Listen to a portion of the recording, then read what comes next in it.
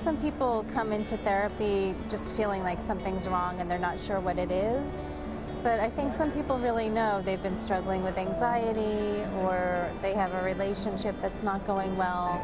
And so I think if you have some clarity about what it is you're seeking help for, that can help you look for someone who specializes in those issues. Sometimes there are particular cultural factors which are really important when someone's looking for a therapist.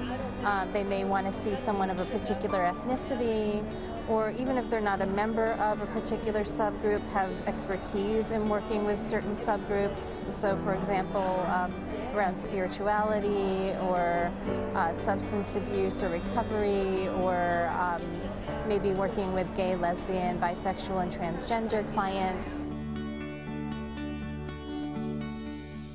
I think a lot of clients don't realize that it's okay for them to interview us, and that it's appropriate for them maybe even to develop a list of questions that they want to ask a psychologist on the phone before they even schedule an appointment.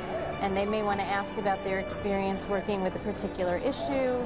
They may want to ask about their experience working with a particular community. You can ask somebody how many clients they've treated with this particular struggle. I think it's hard for clients to ask these questions because they feel so vulnerable, but they really have a right to interview us and find out who they'd be coming in and paying money to see, to get help on something. A number of psychologists do take insurance, and usually people need to get a list from their provider of the people who are covered and look through that list.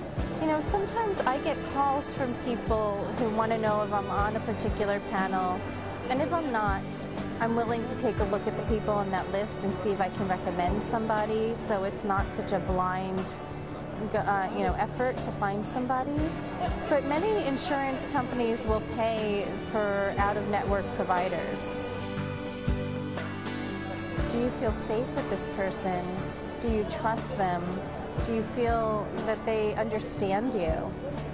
Do you think that they like you? You know, that's actually, research has shown that that's a really important factor in treatment outcomes, is whether or not the client feels that the therapist likes them.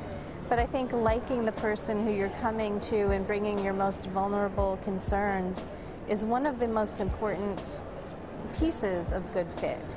It's not just about expertise and experience, but do you feel safe going to this person and opening yourself up every week?